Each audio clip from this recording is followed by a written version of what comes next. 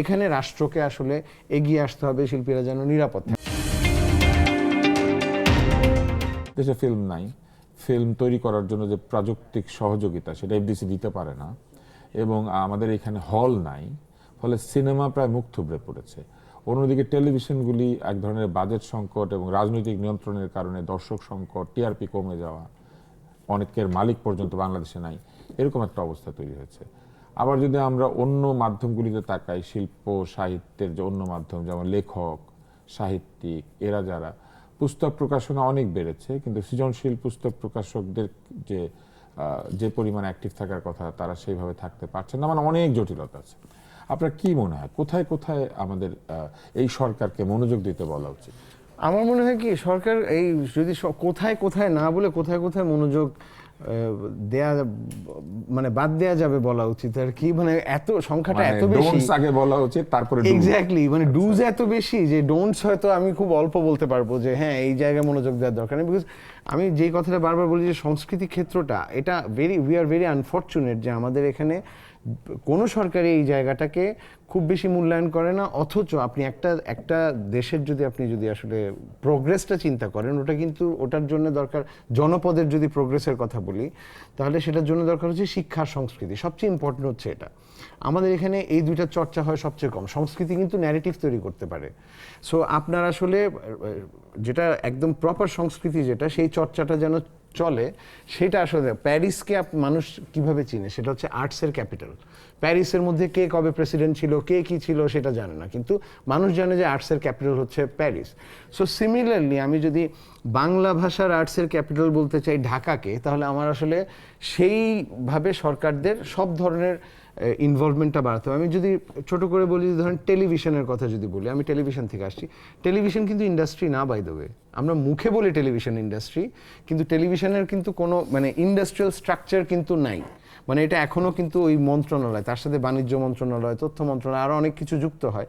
এই ব্যাপারগুলো হওয়ার কারণে টেলিভিশনটা ইন্ডাস্ট্রি হয় না। আর ইন্ডাস্ট্রি না হওয়ার ফলে যেটা হয়েছে সেটা হচ্ছে টেলিভিশনে যারা কাজ করে তারা যখন আসলে কোনো একটা ব্যাংকে পার্সোনাল লোন নিতে যায়, সে লোনটা পায় না, কারণ তার যে সোশ্যাল মানে যদি আমি বলি ডেজিগনেশনটা বলি, সেটার কোনো ইন্ডাস্ট্রিয়াল ভ্যালিডেশন নাই। যার জন্যে আপনি একজন ক্ষুদ্র উদ্যোক্তা হলেও আপনাকে ব্যাংক যে সুবিধাটা দিবে, আপনি একজন যদি আসলে চলচ্চিত্রকর্মী হন, টেলিভিশনের অভিনেতা হন, বা টেলিভিশনের কোনো ক্রুও হন। টেলিভিশনের কোনো জাতীয় পুরস্কার নাই। বহু আগে প্রেসিডেন্ট জিয়াউর রহমানের সময় একটা জাতীয় পুরস্কার চালু করা হয়েছিল, কোথায় সেটা আর টিকে নেই। আর টিকে নেই। হ্যাঁ, টেলিভিশনে কোনো জাতীয় পুরস্কার নেই। আমরা সিনেমার ক্ষেত্রে দেখি, সো টেলিভিশনের ক্ষেত্রে আমরা দেখি না। সেটা সম্ভবত 1 বছর বা 2 বছর ছিল, এবং আব্দুল্লাহ আবু সাইদ একটা পুরস্কার পেয়েছিলেন, কিন্তু এরপরে আর এটা টেলিভিশনের পুরস্কার উঠে গিয়েছে। হ্যাঁ, বিকজ ওই যে টেলিভিশনকে আসলে ধর্তব্যের মধ্যে ধরা হয়নি।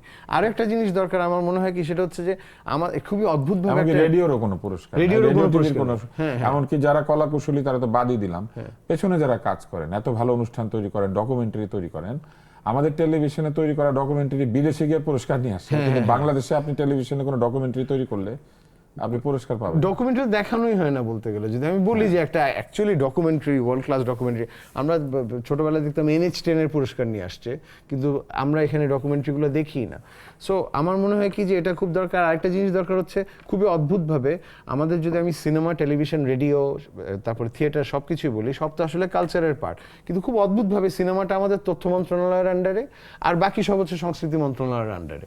তথ্য মন্ত্রণালয় এই কারণে সবচেয়ে বেশি বাজেটটা পায়, যদিও ওরা পায় হচ্ছে যেহেতু অনুদান দেওয়ার জন্য, কিন্তু সংস্কৃতি মন্ত্রণালয় আবার হচ্ছে পুরোটাই আলাদা। ইন্টারিম গভর্নমেন্টের সময় আমাদের একটা বড় চাওয়া ছিল যে আসলে সিনেমাটাকে আসলে সংস্কৃতি মন্ত্রণালয়ের আন্ডারে নিয়ে আসা, এবং তাহলে হবে কি যে পুরোটাকে যদি ইন্ডাস্ট্রিয়াল ফরম্যাটে আনা যায়, তখন কিন্তু ইন্ডাস্ট্রিয়াল ডিসিপ্লিনগুলোও চলে আসবে। ইন্টারিম তো করলো না তারা, এখানে সংস্কার করলো না, সংস্কৃতির সংস্কার তারা চায় নাই।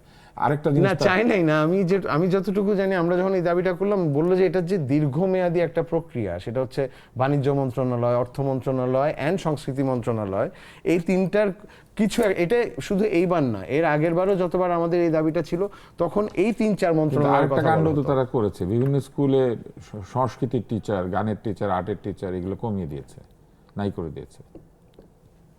নিয়োগ নাই করে দিয়েছে না, যারা ছিল তারা বাতিল করেছিল, মানে যেগুলোতে নিয়োগ হবে বা কোনো কিছু হবে, মানে বাট আই এম শিওর ওটা এখন হয়তো তাহলে ডেফিনেটলি বাড়াতে হবে। এবং আমি যদি বলি যে আমি বর্তমান যিনি প্রধানমন্ত্রী আছেন তারেক রহমান, উনি কিন্তু বাংলাদেশে আসার আগেই যখন লন্ডনে ছিলেন তখন কিন্তু উনি উনার একটা ভাষণ দলমত নির্বিশেষে প্রচণ্ড পরিমাণ জনপ্রিয় হয়েছিল, যেখানে উনি বারবার গুরুত্ব আরোপ করেছিলেন গান শেখার ব্যাপারে, যে কোনো একটা মিউজিক্যাল ইনস্ট্রুমেন্ট শেখার ব্যাপারে।